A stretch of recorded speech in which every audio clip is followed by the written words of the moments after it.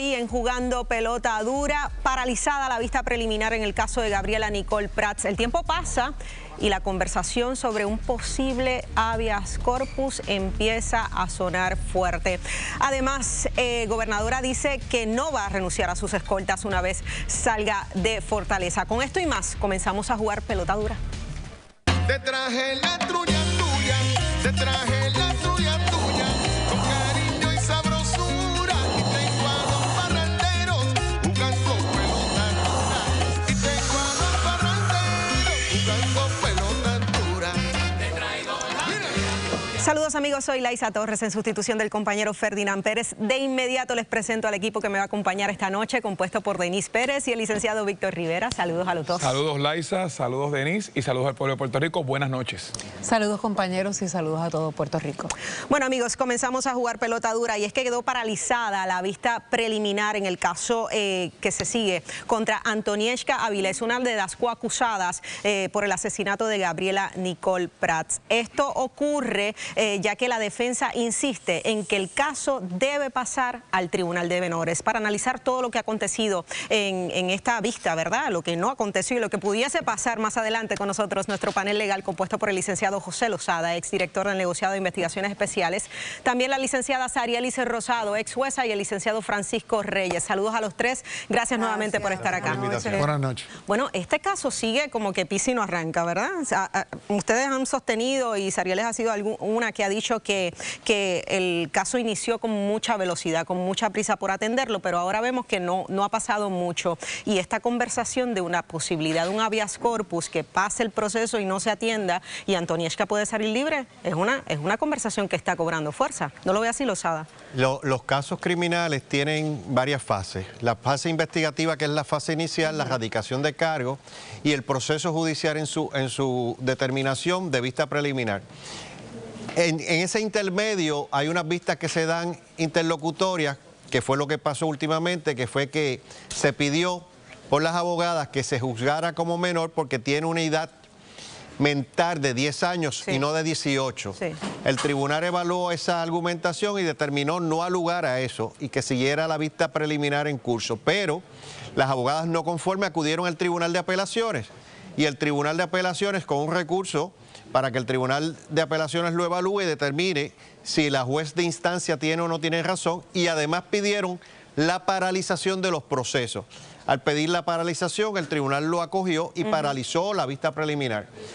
El habeas corpus es un proceso natural que se da para cualquier persona que esté encarcelada y pasen 180 días, es decir, 6 meses sin que se haya celebrado la vista. Y eso ya está contando. Desde el 11 de agosto fue que se asesinó a la niña, se arrestó rápidamente, pero debemos recordar que no es que sale libre sin convicción, sino que podría salir libre con un grillete lockdown, es decir, encarcelada en su casa con un grillete 24/7. Pero todavía nos estamos adelantando a eso. Eso es la posibilidad porque ya hay que empezar a mirarlo, pero no ha llegado ese proceso. Sarielis. Eso es así. Además, en este caso particular, ella solicitó en algún momento la regla 240, que salió no procesable. Eso se le restaría al término porque eso no se considera para efectos del habeas corpus. En cuanto a lo del Tribunal de Apelaciones, debo decir que se presentó un caso, un certiorari, que es un recurso discrecional. Eso significa que el tribunal, aunque paraliza, pero paraliza para decir, no sigan con los procedimientos en lo que yo veo si el recurso que me presentaron tiene o no tiene méritos. Puede ser que al fin y al cabo lo deniegue. Eso no significa, la paralización no significa que el tribunal va a resolver a favor de la defensa. Como quien dice, hay unos casos que quizás están antes, para que lo puedan entender antes, en fila para atenderse, pero como tiene un auxilio de jurisdicción, porque si no lo paralizo y no lo atiendo rápido, la controversia se vuelve académica.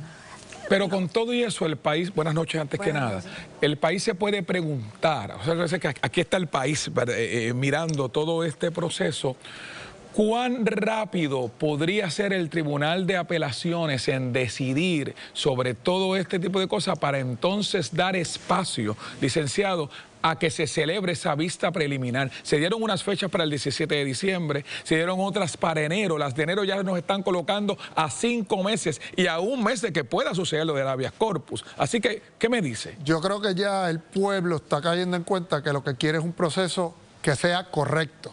Ya el pueblo al principio tenía la indignación y poco a poco ha dicho, espérate, porque el pueblo le adjudica al gobierno, si lo haces mal y sale, es culpa de que lo hicieron mal y a la prisa. Así que ahora el pueblo está un poco más pendiente a lo que está pasando para estar seguro de que se haga bien, que eso es lo correcto, eso es lo que tenemos que educar. Mira, no es que el proceso sea lento o rápido, es que sea conforme a la ley establece. Pero los procesos, y me parece que lo que han dicho es que sí, pero quiero estar muy clara.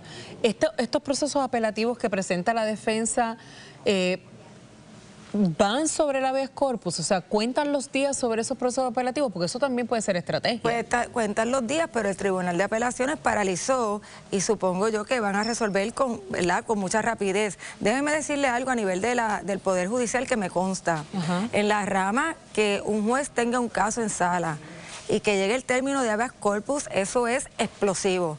O sea, hasta investigaciones se pueden hacer de cómo el juez atiende la sala, de cómo, ¿verdad?, por qué ocurrió esto.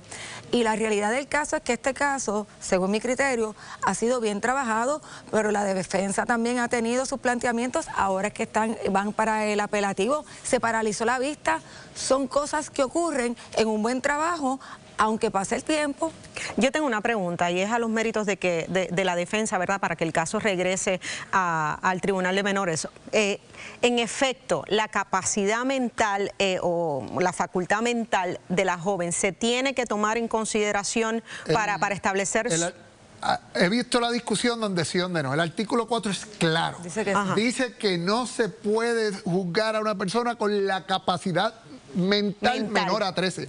Aquí el issue va a ser si lo que se hizo en el 2024 que le hizo el Departamento de Educación cumple los requisitos para la capacidad mental que está buscando el tribunal. O si es equivalente. Pero la ley es clara, es tácito, dice cualquiera que no tenga la capacidad. O sea, que no hay duda en eso.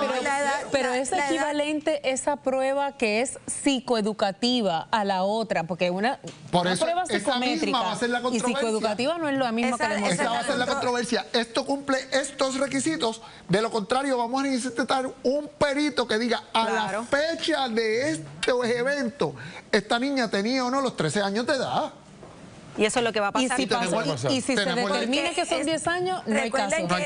Estas pruebas son de aptitudes académicas. Domina matemática, domina español, sabe en qué leer, grado, sabe leer, sabe escribir. Comprende esto no lo hace como la capacidad mental. Esto más bien es una cuestión de intelecto, de cuánto puede trabajar académicamente, intelectualmente. Que no necesariamente cumple el planteamiento. Por el planteamiento de la capacidad. La del secretario de Salud se torna controversial porque lo que él observó va a ser objeto de que la defensa quiera decir, tú la observaste lenta, la observaste contestando a tiempo, se movía motoramente correctamente, por eso es una imprudencia. Lozada. La capacidad mental que se evalúa en un tribunal de justicia es aquella capacidad mental para conocer la maldad del hecho, el conocer la conciencia de que lo que estoy haciendo es malo y sabiendo que es malo cometo el delito. Eso es lo que evalúan, esa conciencia mental. Si la persona no tiene conocimiento de su maldad, es inimputable y entonces no es procesable para fines por ser inimputable, pero aquí no se está hablando de imputabilidad, aquí se está hablando de que tenía la capacidad disminuida de una niña de 10 años con un informe del Departamento de Educación que es una cuestión para educación, no para la capacidad de cometer delitos. Bueno, hablando de delitos y hablando de crímenes, este pasado fin de semana fue uno excesivamente violento. 8 asesinatos en el fin de semana y 2 heridos también graves de estos incidentes violentos. Con nosotros el inspector Robert Ramos, subdirector de la Superintendencia Auxiliar de Investigaciones Criminales de la Policía. Gracias por estar acá. Bueno, más allá de entrar, ¿verdad?, a los incidentes, asesinatos en Moca, Mayagüez, Maricao, de hecho en Moca fue el doble asesinato, Vega Baja, Toa Baja, San Juan, Gurabo, exacto, doble también en San Juan. ¿Qué está haciendo la policía? ¿Qué pasó este fin de semana? 8 asesinatos. Bueno, estos 8 asesinatos, la mayoría de ellos se relaciona con el trasiego de droga. Muchos de ellos fueron mediante acecho, que es un delito, ¿verdad?, que es un poquito difícil a la hora de erradicarlo, porque son personas que van ya a la casa de estas personas que ya están decididos a matarlo. Doble asesinato en Maricao, 2 asesinatos en San Juan, es a nivel isla, no nos estamos concentrando en el área metropolitana. Es correcto. En plena Navidad. ¿Cuál es la seguridad? ¿Cómo la ciudadanía recibe esto cuando por otro lado el superintendente y la policía, ¿verdad?, dicen que las estadísticas están bajando? Bueno, si mencionado las estadísticas, comparado con el año pasado estamos menos 35 asesinatos. No obstante, el negociado, la Policía de Puerto Rico, la Superintendencia de la Policía de Puerto Rico está llevando a cabo unos planes de trabajo que van dirigidos a contrarrestar todo este tipo de delitos, tanto con la esfera, ¿verdad?, tanto la Policía Estatal, con las policías municipales, y estamos también en unión con los agentes federales. Inspector, me preocupa algo, no porque usted lo haya dicho, sino porque lo he oído en muchas ocasiones. La gente hace como una diferenciación cuando dice, bueno, pues los asesinatos se están dando por el trasiego de droga. ¿Se convierte eso en algo inevitable y en algo que nos tenemos que acostumbrar y que se normaliza? ¿O cuál es la actitud de la policía ante eso? No es que sea algo normal, pero el detalle es que estos jóvenes, cuando tratan de, ¿verdad?, de tener el control de los puntos de droga, es que suceden estos incidentes. Lo vimos este fin de semana, recientemente el caso de Toa Baja, estos jóvenes que asesinaron, ellos llevaban en su vehículo un rifle. O sea, que se le ocupó un rifle. Estos jóvenes además tenían máscara. O sea, que esto es el trasiego de droga, el control de los puntos de droga. Y sumándole a lo que dice Víctor, otra cosa que escuchamos con demasiada frecuencia es, y estos tenían expediente criminal, ¿verdad? Y entonces, ¿qué tenemos que pensar? El que tiene expediente criminal, pues mala tuya, te mataron. Es un hecho lamentable. Y volvemos a lo mismo, el joven que fue asesinado en San Juan, probatoria federal. Y estos jóvenes que fueron asesinados, quizás no, dos de ellos no tienen expediente criminal, pero andaban con unos rifles, armas con balas en ese carro. Inspector, gracias por estar acá. Gracias. Obviamente esperemos, ¿verdad?, que esto no siga escalando, porque el número nos impresiona, levantarnos un lunes con 8 asesinatos en prácticamente dos días y medio. Bueno, amigos, vamos a hacer una pausa, pero cuando regresemos, Jorge Colbert Toro tiene una información que usted no se puede perder y es sobre lo de Luma. Kimberly, cuéntame. La pregunta es, Laisa, ¿habrá cambio de posición de los protagonistas de la pugna energética? ¿De qué se trata esto, Jorge? Hoy venimos, Kimberly, no con uno, con 2 bombazos y vamos a estar discutiendo, mira quién tengo de invitado hoy, que vamos a estar hablando en detalle de toda esta controversia entre el gobierno y Luma. Francisco Párez, gracias por acompañarnos. Esto está caliente, señores, quédese con nosotros. Además, tras días de ataque entre Luma y el gobierno, hoy Luma llega a defenderse. ¿Cuál es el futuro de la demanda? Lo discutimos. Y escuche bien, Juan Dalmau le dirá adiós a la gobernación. Él mismo llega a este programa a responder. Así que usted quédese con nosotros.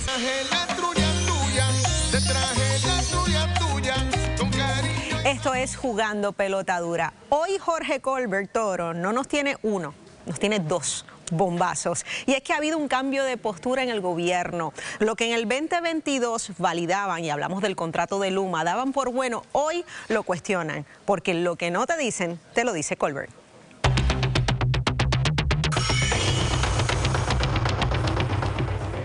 Bueno, les voy a explicar esto de la manera más sencilla posible.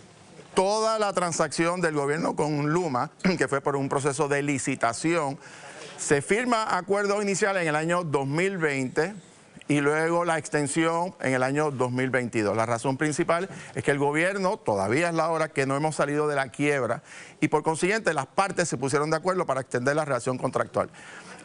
Los hechos es, o por lo menos en términos cronológicos, tiene primero que la Oficina de Alianza Público-Privada aprobar la transacción y luego la Junta de Directores de la Autoridad de Energía Eléctrica. Nosotros tenemos inclusive aquí dos informaciones importantes que no han salido a la luz pública.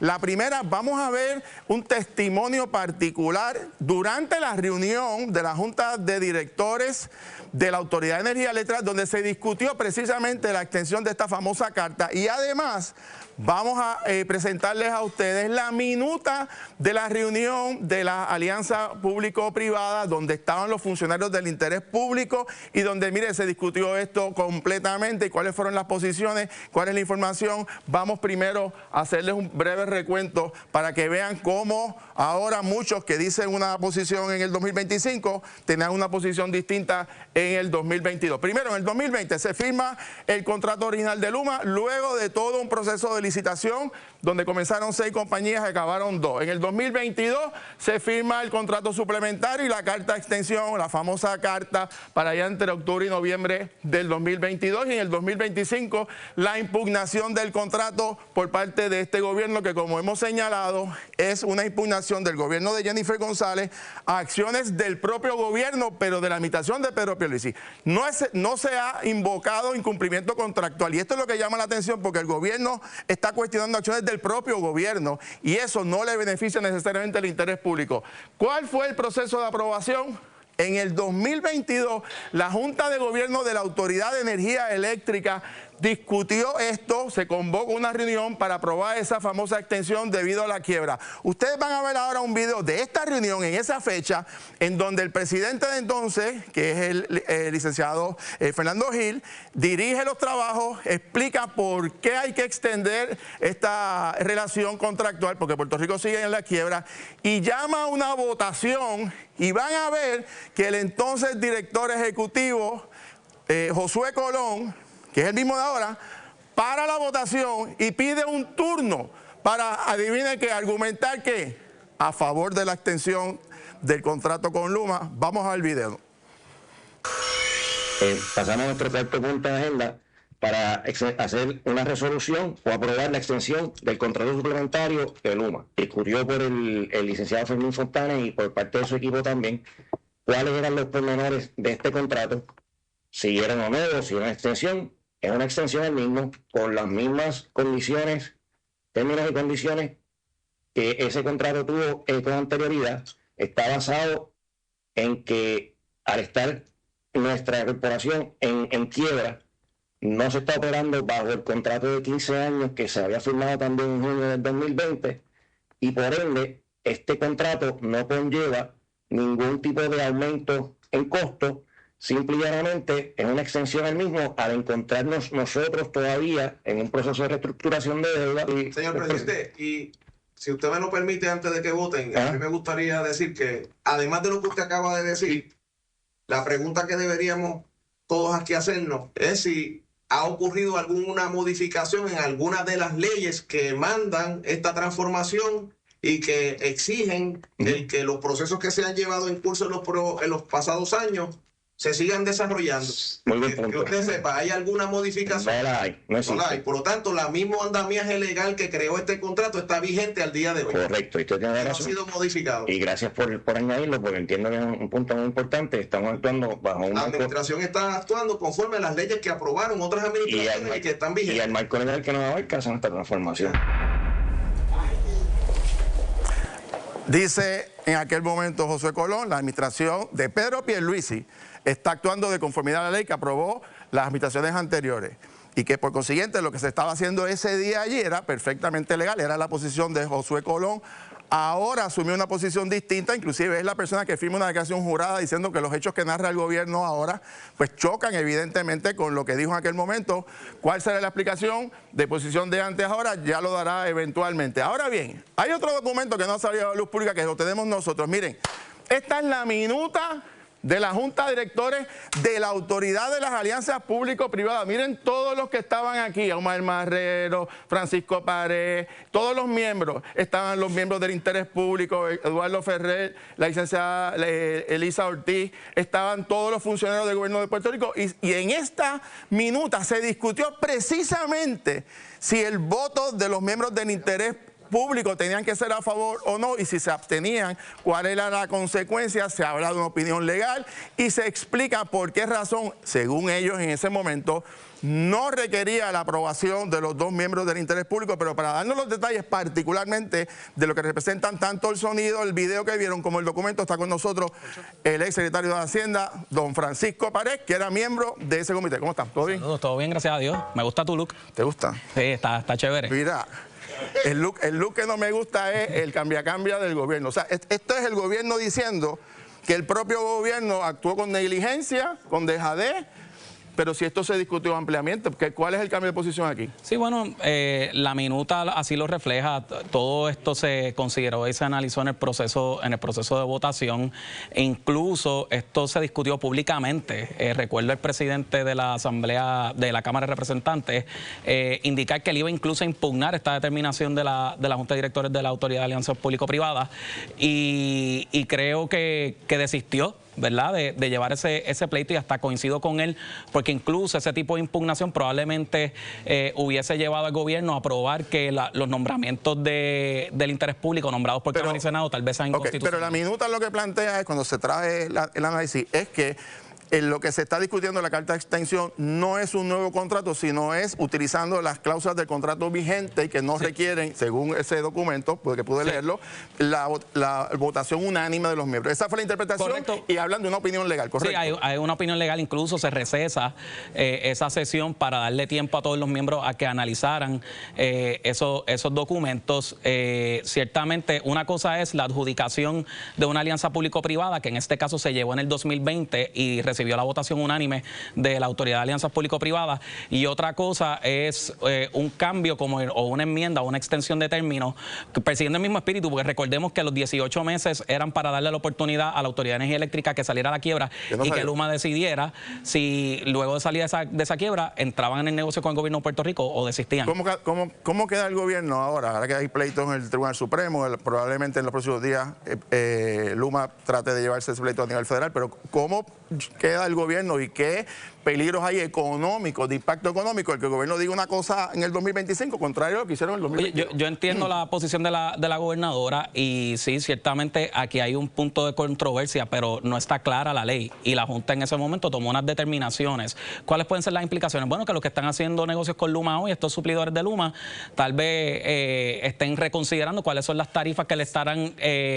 cotizando a Luma, sabiendo que hay un riesgo de que se anule este contrato. Por eso, ya eso voy, si se anula el contrato, que todo ese dinero que se ha desembolsado. Típicamente una anulación del contrato requiere que el gobierno de Puerto Rico haga la gestión de cobro correspondiente todo lo que se ha gastado a las erogaciones. Esa ha sido la regla general. Obviamente, y si en este caso se hizo, o sea, ¿quién lo va a pagar? ¿La compañía? El gobierno de Puerto Rico viene impedido a hacer pagos por servicios o bienes que se hayan provisto si no media un contrato por medio. Si se anulara este contrato, en teoría ese contrato no existe. Al no existir, pues ciertamente coloca en una posición bien precaria tanto a Luma como a los suplidores de Luma, a los empleados y otras consideraciones. Por eso, pero sería por negligencia del propio gobierno, entonces.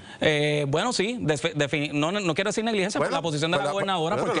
Lo que pasa, secretario, es que hace aquí unos años, por menos que esto, al alcalde de Mayagüez le radicaron cargos. Y yo me pregunto si el FEI se va a meter ahora, si el Departamento de Justicia, porque si aquí hubo funcionarios que ahora cambian de posición y dijeron una cosa en el pasado y otra, y ahora resulta que todo este revuelo lo vamos a pagar los contribuyentes.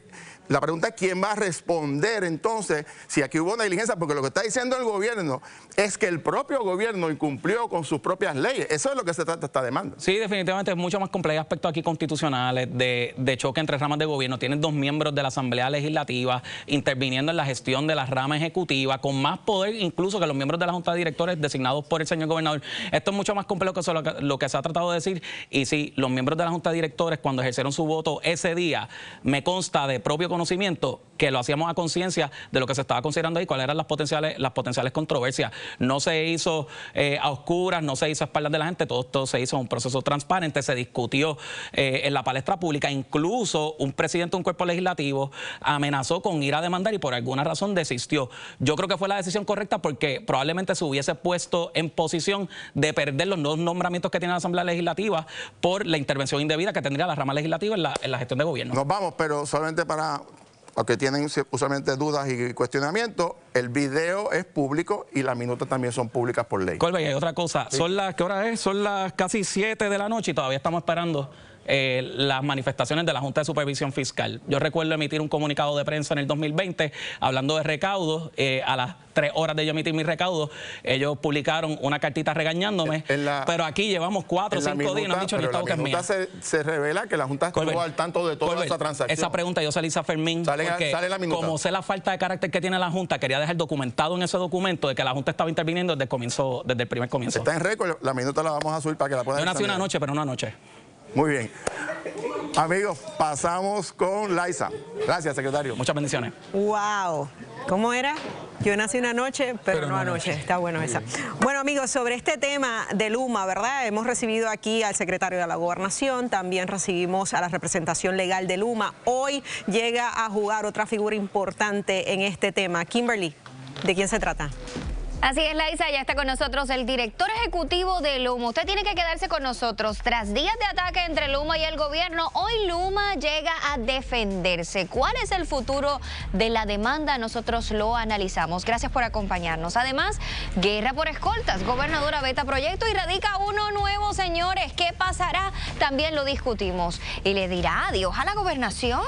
Juan Dalmao llega a responder. Así que usted quédese con nosotros porque esto se pone buenísimo. La grandeza de un país reside en su gente, aquellos que transforman la esperanza en acción. Jugando Pelota Dura honra a quienes representan lo mejor de nosotros, los jugadores más valiosos. Mañana a las 6:30 por Tele 11. Amigos, no se pueden perder. Mañana nuestro programa especial Los Jugadores Más Valiosos 2025. Vamos a estar resaltando la labor de 12 puertorriqueños que han impactado a nuestra isla a través de su labor. Mañana a las 6:30, Los Jugadores Más Valiosos. Así que los esperamos. Bueno, seguimos jugando Pelota Dura y con el tema de Luma Energy. Vamos a reaccionar a todo lo que Jorge Colbert ha presentado, lo que dijo el exsecretario de Hacienda, Francisco Párez. Con nosotros se encuentra José Pérez, director ejecutivo de Luma Energy. Gracias por estar acá. Saludos, Laisa. Saludos a Víctor y a Denise. Antes de comenzar, quisiera enviarle un abrazo solidario y fuerte a Alex y a Ferdinand. Gracias. Nuestros pensamientos y nuestros cariños están con ellos y su familia, así que vaya nuestro aprecio hacia ellos. Gracias, gracias. Bueno, primera pregunta, ¿cómo le responde la demanda al gobierno? Bueno, nosotros fuimos emplazados el viernes pasado en horas de la tarde. Como ustedes saben, el miércoles hubo una petición de un interdicto preliminar que fue denegado. Más sin embargo, se citó una vista para el próximo 22 de diciembre. Nuestros abogados están preparados para participar de esa vista. Estaremos utilizando todos los remedios que en derecho proceden para poder defender no simplemente lo que es la validez del contrato que tenemos con el pueblo de Puerto Rico, sino la continuidad de los procesos. Yo creo que esto ¿Le sorprendió que se haya utilizado la nulidad del contrato y no incumplimientos? Bueno, siempre se había hablado de que estábamos en un alegado incumplimiento de contrato. Nosotros siempre hemos dicho que se diga cuáles son las alegaciones de incumplimiento. No se incluyeron en este escrito de demanda. Se habla de la nulidad, ¿verdad?, del contrato suplementario, de la extensión que se hizo. Yo creo que esto lo que hace, lamentablemente, Laisa, es restarle credibilidad al país como ente contratante. Cualquier empresa que venga a hacer negocio con Puerto Rico tiene que mirar esto con mucho cuidado, porque puede ser que a mitad de camino nos cambien los muñequitos, como decían los abogados, y es bien preocupante como país esto. Tenemos expresiones de la gobernadora, vamos a escucharla. Este contrato de Luma Limón nos los trajeron diciendo que tenían experiencia, y la experiencia era en Canadá. Canadá no tiene esto. Canadá no tiene este ambiente trópico donde la vegetación crece todos los días, donde la topografía limita el acceso en algunas áreas. Así que no tenían ninguna experiencia y aún así le adjudicaron un contrato. Amenazar con suplido de servicios esenciales, agua, luz, infraestructura portuaria, de aviación, son elementos esenciales. Por lo tanto, constituyen actos de terrorismo jugar con esas cosas. Lo acusan hasta de actos terroristas. Ciertamente, ¿verdad? No voy a entrar, ¿verdad?, en una discusión de lo que la señora gobernadora dice. Yo lo que le puedo decir al país es que todos los puertorriqueños, los sobre 4.300 compañeros y compañeras puertorriqueños y no puertorriqueños que vienen aquí a trabajar, tenemos un compromiso firme con Puerto Rico. Cualquier situación ajena, que son estos recursos legales, nuestros abogados lo atenderán, pero que sepa el país que todos mis compañeros de trabajo, todos los días salimos a hacer lo que tenemos que hacer para tener un mejor sistema eléctrico en Puerto Rico. Expresiones fuera de lo que nosotros hacemos diariamente se quedan en eso que siempre hablo, que es un ruido externo a lo que nosotros venimos llamados a hacer, que nunca se hizo por décadas. Porque yo creo que es importante no perder de perspectiva que la quiebra lo que llevó fue, ¿verdad?, la situación en la que vivimos hoy. Lamentablemente, utilizar el sistema eléctrico como un balón político, que fue lo que como país rechazamos en un momento dado. Por eso es que el modelo cambió. A algunos les puede gustar, a otros no, pero realmente lo que teníamos no funcionó. La Autoridad de Energía Eléctrica fue una empresa de primer orden que era modelo a nivel mundial. Lamentablemente, al cabo de los años, se convirtió y nos llevó a lo que estamos hoy día. Y cambiar esto de que un gobierno que venga ahora diga que por lo que el otro hizo no le gustó y vamos a cambiar de operador, ciertamente no le da continuidad y no es lo que Puerto Rico espera ni merece de nosotros. Licenciado, lo que sí dijo la representación legal de Luma, lo dijo Frank Torres-Viada en Magic, es que ellos se sentían que estaban con un socio tóxico. Y la pregunta es, ¿por qué le interesa a Luma quedarse con un socio tóxico? Primeramente tengo que matizar esas expresiones del compañero abogado, son expresiones que las hizo, ¿verdad?, en su carácter particular. Nosotros él estaba invitado como representación de Luma. Las expresiones nuestras, ¿verdad?, siempre, y el llamado mío siempre ha sido a una colaboración que tenemos que tener con nuestros socios, tanto en el lado de gobierno como en el lado de la generación, porque los tres, ¿verdad?, las tres entidades tenemos que trabajar por Puerto Rico. Así que siempre he hablado de colaboración, nunca he utilizado ningún tipo de expresión que no sea esa y no voy a utilizarla ahora. Así que fuera de esa expresión, nosotros queremos continuar como socios del gobierno de Puerto Rico porque tenemos un compromiso real con el pueblo. Yo creo que aquí cuando se dice que no somos puertorriqueños o que viene gente de afuera y que no sabemos lo que está ocurriendo, yo creo que es incorrecto. Todos los días, Denis, se levantan puertorriqueños y puertorriqueñas a trabajar por un mejor país. Todos los días. Y gente que no viene de Puerto Rico también, que hicieron de Puerto Rico su casa. Así que esto, tenemos que llevar lo que realmente es, y es que vamos a trabajar y queremos trabajar por el país. Sin embargo, licenciado, con lo que está pasando en Puerto Rico todos los días, también hay que tener un poquito también de contexto, ¿verdad? Una cosa es el recurso legal, y todos los días se presentan recursos legales, pero otra cosa es, que usted lo acaba de decir aquí, el ruido externo. Más que el ruido externo es la gobernadora de Puerto Rico hablando sobre ustedes. Un poco la preocupación es cómo eso afecta la continuidad de los servicios de ustedes. Bueno, cómo eso afecta también todos esos proyectos de reconstrucción que la gente está esperando y que no se han dado. Esa es la pregunta. Los servicios continúan dándose tal como se dieron la semana pasada y continuarán todo el tiempo que nosotros estemos trabajando por Puerto Rico, que no quepa la duda de que nada se va a detener, de que decir que porque se radica un recurso legal, nuestros compañeros o compañeras de trabajo van a hacer o dejar de hacer acciones para que hayan interrupciones. Creo que eso no es correcto, no es ser honesto con el país. Yo creo que aquí cada uno tiene que, ¿verdad?, tomar las determinaciones que tiene que hacer y tiene que ser muy respetuoso con las expresiones que haga. Así que yo les aseguro a ustedes y les aseguro a mi pueblo que todos mis compañeros de trabajo van a hacer lo que tienen que hacer todos los días para garantizar la continuidad de los servicios. Y la reconstrucción, los procesos de construcción, eso no se va a detener bajo ninguna índole. Eso va a continuar. El gobierno, específicamente el SAR de Energía, Josué Colón, ha dicho y ha confirmado que están ya en conversaciones con otras compañías. ¿Cómo ustedes reciben eso? Y atado a la pregunta de Víctor, si ya yo sé que me van a sustituir, ¿cuál es la garantía de los servicios? Yo lo que le puedo decir, Laisa, eso es que en Puerto Rico hay un operador del sistema de transmisión y distribución vigente. Nosotros tenemos un contrato vinculante, no hay que buscar otros operadores, hay un operador ya. Y debo de, ¿verdad?, hacer un poco de alusión a que la ley de las alianzas público-privadas establece un proceso confidencial muy estricto de cuando se habla de nuevos operadores, así que aquí hay un operador. Y nosotros estamos en un contrato vinculante y queremos seguir trabajando por el país. Vamos a escuchar al secretario de la Gobernación. ¿Cómo no? ¿Cuánto nos va a costar esto, Domenech, al pueblo, al bolsillo de nosotros? Eso no está dispuesto en el contrato de cuánto como tal va a costar. Pero tú sabes que, Laisa, todos los días que Luma incumple, todos los días que Luma no hace desganche, todos los días de que no hay brigadas nocturnas como nos amenazaron, todos los días que ellos no consiguen los fondos federales reembolsados, todos los días eso le cuesta millones al pueblo de Puerto Rico. ¿Cierto o falso? Todos los días se hace desganche, todos los días hay brigadas nocturnas, todos los días se trabaja por Puerto Rico. Y nos cuesta millones. Nos cuesta el dinero que está disponible para poder hacer los trabajos. ¿Nos va a costar más el contrato de Luma o nos va a costar más salir del contrato Laisa, de Luma? Ningún litigio. Yo no quisiera estar yo soy abogado y yo sé lo que cuesta un litigio. Víctor te puede comentar. Los litigios son costosos. El país no quiere litigio. El país lo que quiere es unidad para poder resolver los asuntos que nos aquejan y podemos mirar hacia el frente para tener un mejor Puerto Rico. Yo creo que hablar de litigios en este momento, especialmente en esta época, está fuera de contexto. Aquí lo que tenemos que hacer es el llamado que siempre hemos hecho a todos unirnos, resolver las controversias que hemos tenido o que tenemos o que se alegan tener y poder mirar hacia el frente y seguir hacia adelante. Brevemente y para cerrar, ¿le ve futuro al planteamiento a la demanda del gobierno? Yo te tengo que decir que nuestros abogados están, ¿verdad?, viendo todas las defensas y sí le puedo garantizar a todos mis compañeros de trabajo que se van a utilizar todas las defensas que en derecho procedan para continuar haciendo el trabajo que venimos llamados a hacer.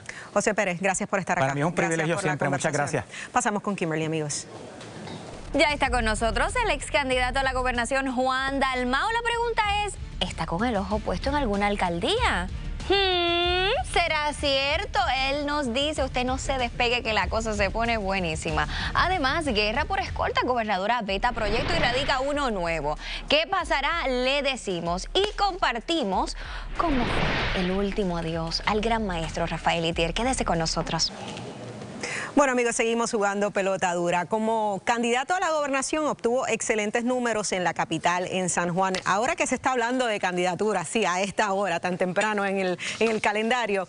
Hoy recibimos a Juan Dalmau, ex candidato a la gobernación por el PIB. Saludos. Saludos, un placer estar de vuelta. Y la pregunta, pues, es obligada porque eso es lo que se comenta. Dalmau para San Juan. ¿Eso es cierto? Mira, yo he estado escuchando ese rumor. Ajá. Y tengo que decir lo siguiente. Primero, Jennifer González, si le pregunta, Jennifer González piensa que yo no debo existir. Yo soy el causante de todos sus desvelos. Soy culpable de todos sus males. Si le preguntan al presidente del Partido Popular, piensa que yo no debo ser nunca candidato a nada, pero que si soy candidato que no sea a la gobernación. Y entonces de repente es la oposición definiendo en qué posición política electoral no debe estar. Quedan 3 años para las elecciones. Yo estoy enfocado en un trabajo de reorganización de la colectividad, de ampliar y solidificar la alianza. En su momento se podrá hablar de candidaturas, pero la premisa que construye el rumor es que yo gane San Juan, pero también gane Trujillo Alto, también gane Caguas, también gane Gurabo, Calley, Sidra y Bonito, Mayagüez, Cabo Rojo, Hormiguero. Así que si el criterio fuera donde gané, pues me tendría que mudar a varios municipios y esa no es mi intención en estos momentos. Pero está en el... Pudiese estar no en las alternativas, pero pudiese estar en las alternativas. Yo en esta, ¿verdad? En esta responsabilidad que tengo que asumir, donde sea más útil, pero en este momento Juan, ni se ha discutido. Juan, de verdad, acá entre tú y yo, sin que nadie se entere. ¿Verdad? Porque, ¿verdad? Entre tú y yo, sin que nadie se entere.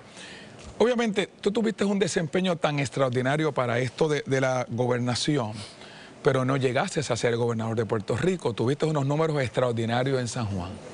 ¿Por qué no pensar San Juan como una opción donde tuviste unos números extraordinarios, más allá que en la gobernación? Y un poco la otra pregunta es, ¿crees que de verdad puedes superar el papel tan extraordinario que hiciste en 2024 con todo el esfuerzo de alianzas que se hizo en Puerto Rico? Mira, aquí entre tú y yo creo que mi responsabilidad histórica política va más allá de mis preferencias personales y mis apetitos personales.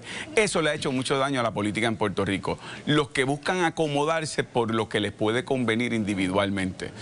Yo tuve el privilegio en esta pasada elección de recibir un apoyo que transformó la política partidista en Puerto Rico y el paradigma de que aquí había solamente 2 opciones, 2 partidos y para de contar. De repente logramos un apoyo para una segunda posición contundentemente. El Partido Popular obtiene 22% de los votos, yo obtuve un 31% de los votos. En el 2020 yo había obtenido un 14% de los votos, en el 2012 un 2%. Es la fuerza en crecimiento, esa política de alianza y de apertura. En cuanto a lo que ocurrió en la pasada elección con unos municipios, como mencioné, yo no solamente es que gané esos municipios, pero hubo municipios en donde yo no gané, pero quedaba en segundo lugar muy cercano, o en unas unidades electorales en donde no gané un municipio, pero que gané unidades electorales en esos pueblos. Hay que hacer un trabajo interno. ¿Dónde voy a estar? Eso yo creo que ahora mismo, ¿verdad?, distrae la atención de lo que debe ser lo fundamental, la fiscalización al gobierno actual y las propuestas específicas que contrasten con lo que está haciendo el gobierno actual. Precisamente eso que usted indica, de que en algunos municipios ganó, otros estuvo muy cerca. La realidad es que aunque no lo hayan discutido, no lo hace descabellado, ¿verdad? No parece descabellado y sería un triunfo histórico para el Partido Independentista puertorriqueño. ¿Por qué tendríamos que pensar que eso no puede ocurrir? Bueno, mira, primero que nada, es algo que no se ha ni siquiera considerado ni hablado. Pero no es descabellado. Porque estamos enfocados en esta otra parte que te mencioné. Pero yo te voy a decir algo, Denise, de nuevo, entre nosotros con el corazón en la mano. Sin que nadie se entere. Yo he estado en 2 campañas políticas, en la del 2020 y la del 2024, en donde el enfoque de la oposición era ¿por qué yo estoy aspirando a la gobernación? era básicamente, ¿y por qué no corres a otra cosa? ¿Y por qué no dejas de correr? Recuerdo que en el 2020 era, ¿por qué tú no aceptas ser secretario de Estado de tal o cual candidato y dejas tu candidatura a un lado? Y en el 2024 era, ¿y por qué la alianza es con Victoria Ciudadana y por qué no te vas con uno de los partidos tradicionales? Y ahora es, ¿por qué no te vas a una alcaldía? Es casi la política de que no puede haber una opción que sea una opción de cambio.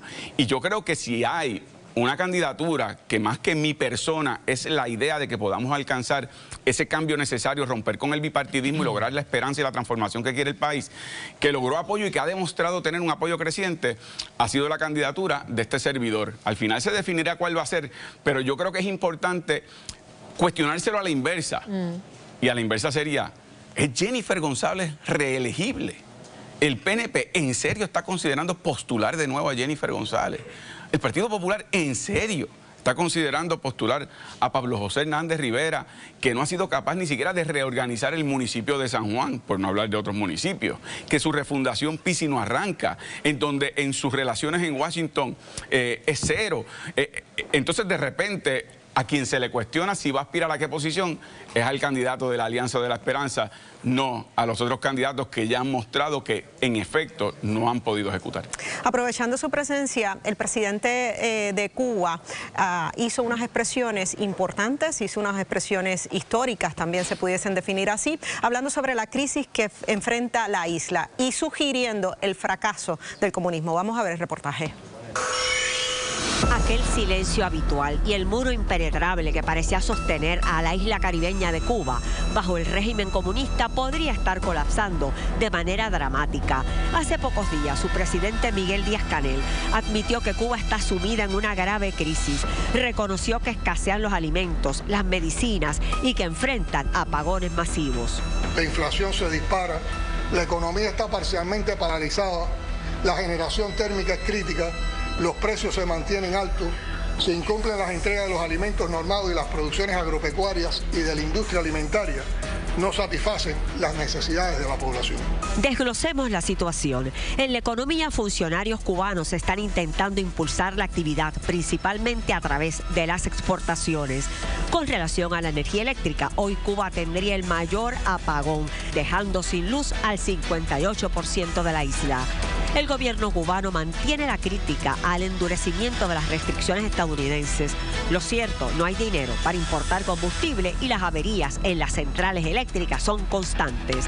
El malestar de la población ha llevado a que desde hace 2 años cubanos se hayan manifestado en protestas en las calles bajo una consigna común: necesitan energía eléctrica y comida.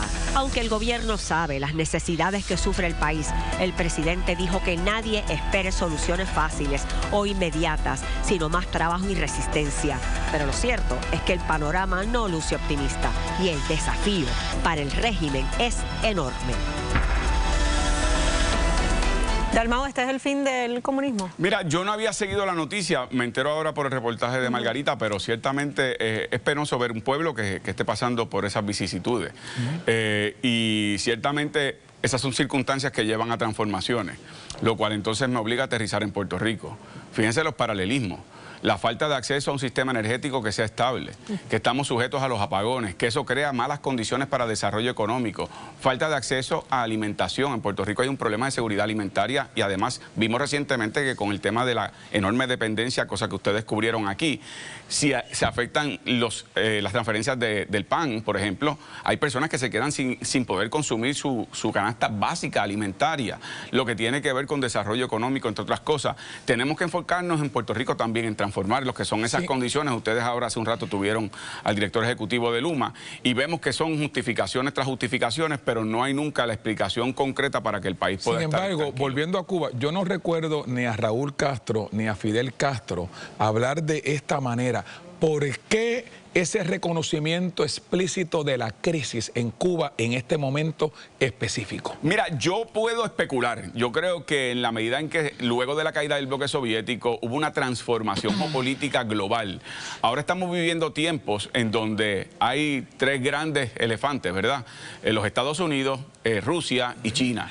Por lo tanto, en esa pugna geopolítica, Cuba se ha quedado aislado, tanto por la imposición del bloqueo como por las condiciones y la falta de interés.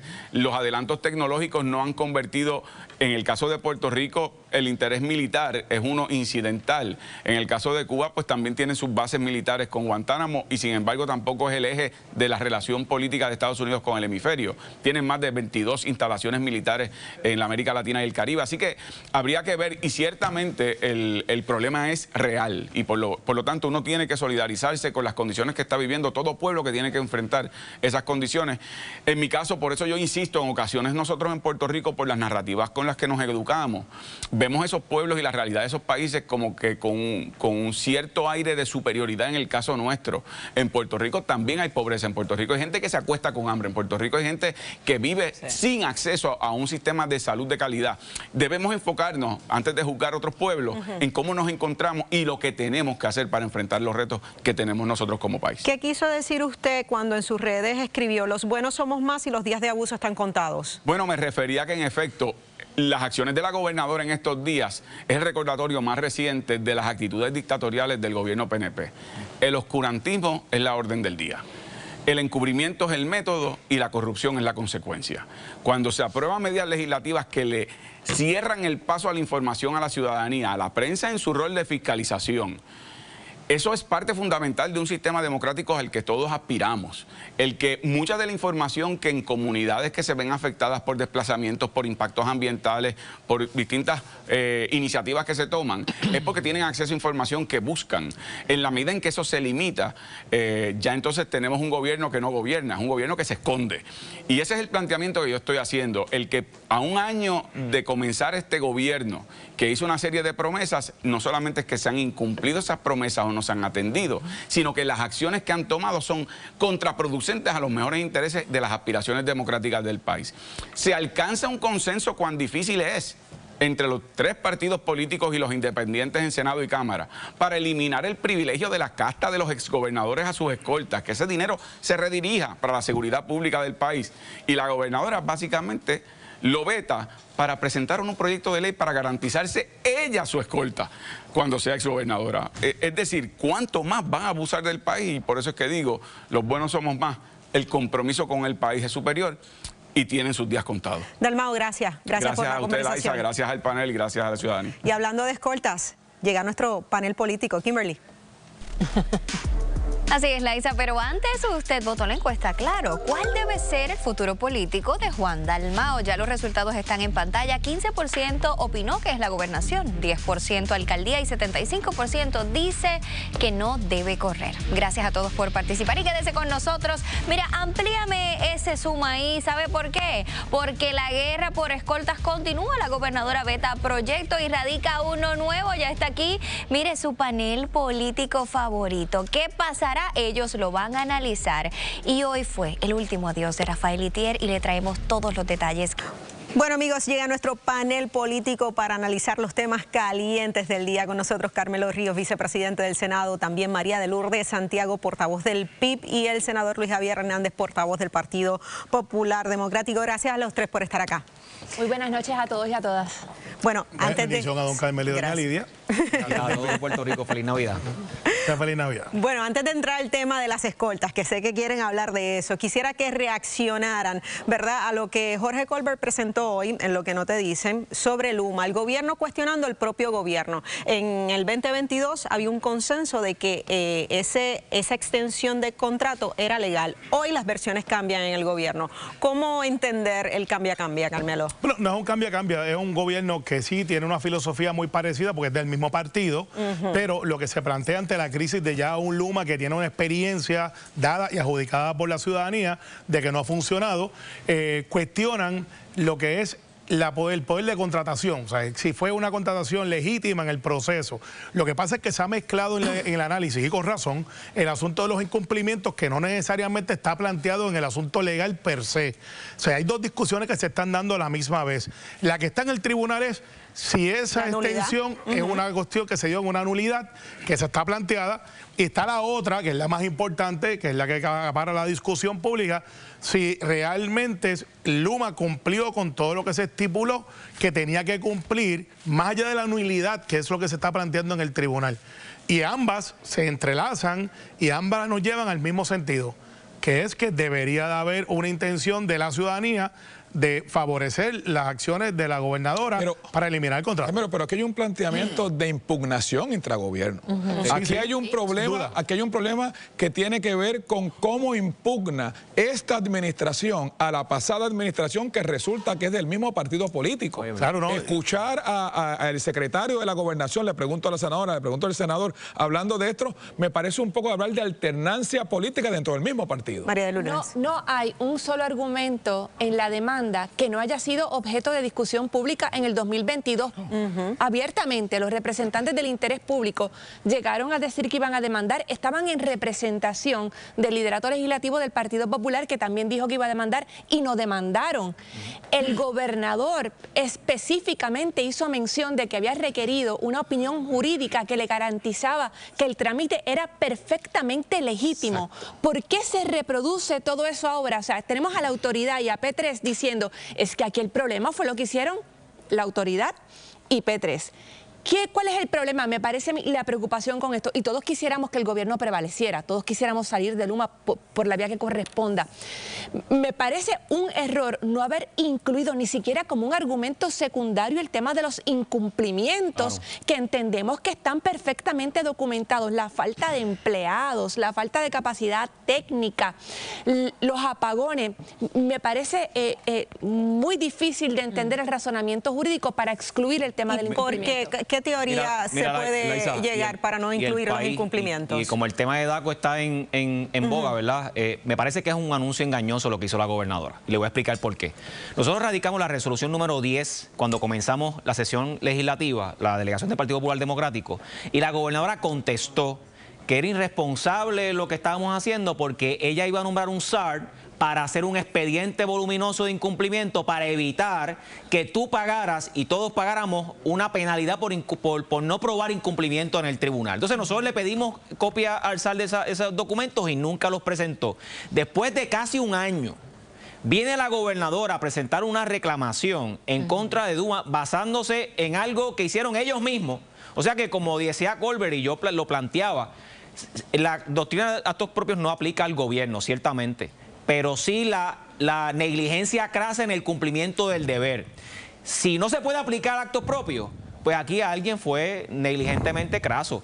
Ciertamente la gobernadora de Puerto Rico ha sido irresponsable porque debió haber presentado la reclamación en contra de Luma por el incumplimiento. Y entonces Luma se podía quedar, le presentamos el incumplimiento y entonces podíamos hacer la transición. Ahora nos pone en una situación bien difícil al país. Bueno, el gobierno en otros temas, cambiando de tema, la gobernadora aparentemente ignoró un consenso legislativo. De hecho, el autor de la medida que eliminaba las escoltas para los exgobernadores reaccionó en la mañana de hoy. Escuchemos. Totalmente decepcionado, Denise. Este proyecto, el 752, ignora por completo lo que fue un consenso legislativo que muy pocas veces se da. Y el sentir de los ciudadanos. La razón que han dado, yo tengo que decir que a mí para nada, ¿verdad?, me satisfacen. El escuchar al secretario del gobernador diciendo de que el proyecto se apartó del objetivo principal. Yo quiero saber de qué objetivo. Cuando yo radiqué el proyecto, yo no recibí ninguna recomendación del Ejecutivo para que se insertó en la conversación. Tuvo tiempo de más, se pasó de tiempo, expiró. Entonces, cuando lo aprobamos, que fue de manera unánime, pues vienen y perfecto derecho tiene, ¿verdad? Yo no voy a cuestionar eso. El problema es la razón que están dando, para mí es injustificada. Eso lo dijo esta mañana en primer round de Magic Carmelo, y dijo más, dijo que estaba sumamente molesto y frustrado. Y ahí mismo anunció que iba a estar radicando su propio proyecto y que iba ahora a ser uno incluso más restrictivo.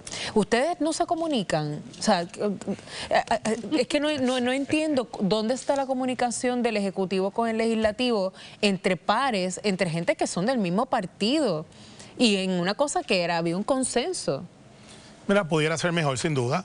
Nosotros tenemos asesores de la gobernadora en Cámara y Senado, que son personas que conocemos, que están allí todos los días en las sesiones. Así que si hay una comunicación, claro, el legislador empuja su agenda y basado en lo que cree que es lo correcto. No es menos cierto que aquí se aprobó en Cámara y Senado, unánime, estábamos discutiéndolo fuera del aire, el proyecto enmendado.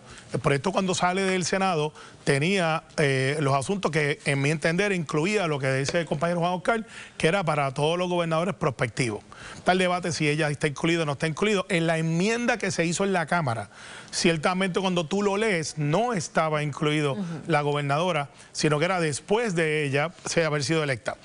Ahora, yo creo que la explicación debió haber sido, y claro, es más fácil decirlo ahora que ya está todo el mundo leído, decir, miren, si el asunto aquí es que la comisión de delito no le pusieron una coletilla delito que conllevara depravación moral, o sea, si una persona está conduciendo y se lleva una luz roja, pues no es justa causa para eliminar un proceso de escolta. Lo que pasa, Carmelo, es que parece haber un problema más grave que lo que usted me plantea, con mucho respeto. O sea, hay un problema de fondo que es de comunicación por un lado, y de que ya los propios suyos no ocultan su incomodidad. Juan Oscar Morales es PNP. De pura cepa. Y portavoz alterno. Exacto. Y no oculta su incomodidad. Claro, pero mira, yo llevo un tiempito en esto. No es la primera vez. Esto ha ocurrido anteriormente y hay cosas que tú respetas las diferencias. Al igual que Juan ha respetado que la gobernadora tiene el derecho a hacer lo que hizo. Él va a radicar un proyecto. Ya lo hizo. El día de hoy, yo no he visto el de Juan, sí vi el que envió el Ejecutivo, que plantea lo que dice la gobernadora. Y es una enmienda a Wanda Vázquez.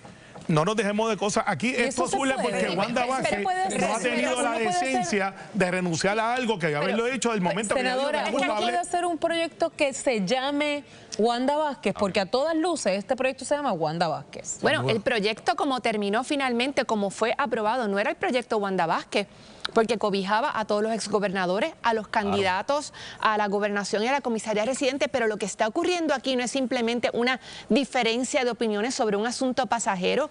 La gobernadora está dispuesta a que los legisladores del Partido Nuevo Progresista no aparezcan cumpliendo una promesa con tal de quedarse ella con su escolta. El problema es que Jennifer quiere tener los policías guiándole el carro. Esto no es un asunto ideológico, esto no es un asunto de fondo, no es un asunto jurídico. Jennifer quiere al policía guiándole el carro. Eso es todo. Portavoz, si tenemos un proyecto unánime que se vetó, si hoy la gobernadora presenta su proyecto y el senador Juan Oscar Morales presenta su proyecto, ¿cuál va a ser el resultado neto? ¿Esto se va a quedar igual al final? Es que viendo la línea en que ha actuado Jennifer González, no sabemos. Porque Jennifer González tuvo 180 días para poder expresarse. Esa medida estuvo en Cámara y Senado 180 días. Ella pudo haber presentado alguna preocupación.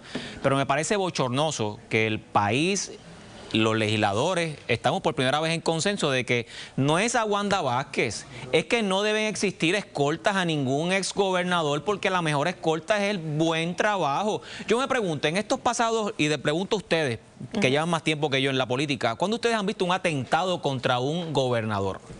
Algún atentado, digo, Luis Muñoz Marín en algún momento, pero después de eso, ¿algún exgobernador ha sentido temor por su seguridad? En estos momentos estamos viviendo una crisis de seguridad, hay menos policía, hay menos recursos, y el gobierno de Jennifer González, que está acabando su propia tumba y se está llevando enredado a su partido, dice que ella va a trabajar para ella, pero a mí no me sorprende porque ella fue la que presentó la legislación para legalizar la palguera. Así que no va a firmar ningún proyecto que le quite a ella su escolta. Bueno, veremos a ver el proceso legislativo. Ciertamente esto es algo que mi experiencia me dice que se va a atender en la primera semana. Y esto es un hecho cantado, ya hubo muchas vistas. La lectura de sentencia para Wanda Vázquez es en un mes. Bueno, pero perfecto, pero es que si Wanda Vázquez nos está viendo, con mucho respeto, esto llora ante los ojos de Dios. Y sí, estamos de acuerdo que no haya escolta para futuro, para los gobernadores. Bueno. Pero esto es usted. Usted debió haber renunciado el primer día que usted aceptó su culpa, sea menos grave o grave. Debió haber tenido la decencia de decir, yo declino a las escoltas. Es innecesario. Y usted nos ha traído a esta discusión. Usted. Pero, está a tiempo todavía de reconsiderar. Pero precisamente, mira por dónde va también el tema de lo que ha hecho la gobernadora. Una de las razones para aprobar el proyecto cuando se aprobó era que estuviera convertido en ley antes de que se dictara sentencia contra Wanda Vázquez, de tal manera que no hubiera ningún tipo de argumento posible de efecto retroactivo. Y la gobernadora ha dado al traste con eso. Por ella que Wanda siga teniendo la escolta después que ella tenga el carro pago por el pueblo de Puerto Rico y a los policías guiando. Pero plantear que Jennifer González quiere su escolta significa que ya sabe que va a perder las elecciones. No, bueno, pero más que eso. Gracias por la conversación, se nos acaba el tiempo. El lunes que viene me escuchan. Seguimos la conversación. Porque es que Lenín dijo algo que no era correcto, pero está bien. Pero lo hablamos rápido. Es sencillo, que cuando son derechos penales sí es cierto que tú no puedes menoscabar y puede ser positivo o negativo. Pero cuando son civiles sí le podemos quitar retroactivamente la escolta a gente que el día de hoy la tiene. Pues esta conversación definitivamente tiene que continuar, pero mientras hacemos una pausa. Adelante. Kimberly. Gracias, Laisa. Y bueno, Puerto Rico y muchas personas en Latinoamérica se han reunido para decirle el último adiós al gran maestro Rafael Itier. Hoy le decimos qué sucedió. Quédese con nosotros. Bueno, amigos, me encuentro con el doctor Carlos Díaz, quien revalidó como presidente del Colegio de Médicos y Cirujanos de Puerto Rico. Felicidades. Estamos muy contentos. Un evento que marcó precedentes. Histórico, los 30 años del Colegio de Médicos, donde asistieron 2.300 médicos a una asamblea que generalmente es una convención pequeña, pero 30 años donde nos visitó el presidente de la AMA de los Estados Unidos, el presidente de la Asociación del Cáncer, hizo historia para Puerto Rico. Pero lo impactante fue que un colegio colegiado voluntariamente retiene sus 9.000 colegiados y se expresó de lo que queríamos saber. Que si estábamos haciendo nosotros el trabajo, se expresó democráticamente y participativo como nunca en la historia. 2.547 compañeros votaron por primera vez en unas elecciones del colegio, cuando antes asistían más que 800 o 1.000 en un solo día. Al introducir el voto electrónico, eso produjo una cantidad de médicos que antes no podían votar porque estaban de vacaciones, estaban de guardia, estaban fuera de Puerto Rico. Se le dio esa participación, una convención histórica, impactante, y salimos con un colegio unido y fortalecido. ¿Cuál es la prioridad ahora? La prioridad siempre es llevar las cosas primero, ¿verdad?, para los pacientes. Somos los defensores, no solamente los médicos defendiendo su carrera, sino a los pacientes, a la vida y la salud de la gente. Estamos ahora con grandes proyectos, especialmente el incentivo contributivo a los médicos, que hay que hacerle justicia a los médicos que no se les dio el 4%, trabajar con asuntos federales, con la diáspora de Estados Unidos para nosotros, igual que los hospitales, igual que las aseguradoras, van al Congreso. El Congreso va a ir con la diáspora en Estados Unidos. Pero estamos trabajando con personas que fueron de todos los partidos políticos. Está Leo Valentín, está Jorge Ramírez Trabar, igual también con ex secretario de Hacienda como Francisco Párez y Juan Zaragoza, en proyectos donde todos unidos para llevar el mensaje de que los médicos necesitan ser atendidos, pero sobre todo la salud de nuestro pueblo, que es nuestro mayor enfoque. Esa es la prioridad. Esa es nuestra prioridad. Presidente, nuevamente felicidades. Gracias, y gracias al pueblo de Puerto Rico por ese apoyo, y gracias aquí a los médicos que quieren su colegio ahora más unidos que nunca y más fuertes para defender nuestra clase médica. Y hablando del pueblo de Puerto Rico, hoy los puertorriqueños le dimos el último adiós al maestro Rafael Itier. Veamos. La Catedral San Juan Bautista se convirtió en el último escenario donde el maestro Rafael Itier Natal fue acompañado por quienes compartieron su vida y su legado eterno. Su última voluntad se cumplió con una hermosa misa exequial repleta de seres queridos y amigos que simbolizó el cierre de una vida bien vivida, con entrega, donde la fe, la música y la gratitud se unieron para rendirle homenaje. Todavía hay aguas en los ríos, aire, sol y rocío en cada amanecer. Te agradecemos hoy con nuestras oraciones que sirven de incienso para elevarte a la presencia de Dios. La solemne misa fue oficializada por el arzobispo de San Juan con participaciones muy especiales. Hace unos años, Rafael Itier me solicitó, en calidad de amigo más que de abogado, que me encargara de formalizar su última voluntad sobre sus exequias fúnebres al momento de partir. Luego de discutir varios detalles sobre el particular e incluso tratar infructuosamente de que variara algunos aspectos de sus instrucciones, Rafael me miró y me dijo lo siguiente: Vitito, gracias, pero todo va a ser como te lo estoy comunicando. A nombre de sus hijos, sus nietos, sobrinos incluso amigos cercanos, decirle que todos agradecemos infinitamente todas las muestras de amor y cariño, en donde cada lugar que visitamos la gente se desbordaba. Gracias. Bueno, y con la satisfacción de que se cumplió con sus deseos finales. Víctor. Así fue. Hoy despedimos a un gigante. Ese gigante se llama Rafael Itier. Y la realidad, Laisa, la realidad, Denise, es que el pueblo se desbordó allí en ese homenaje póstumo a Itier, donde se cumplió su última voluntad, que fuera en la catedral y que fuera el monseñor Roberto González Nieves quien lo oficiara y que yo pudiera dar el mensaje. Y qué honor para ti. Un honor, qué honor para grande, ti. Un honor muy increíble. Grande. Vitito. Así mismo. Gracias. Gracias por tu sugerencia, pero es como yo quiera. Exactamente. Exacto. Eso fue lo que... Así te lo dije. Ahí tienes que velar por el proceso. Exacto, como yo diga. Gracias, Víctor. Bueno, amigos, hacemos una corta pausa. Regresamos en breve.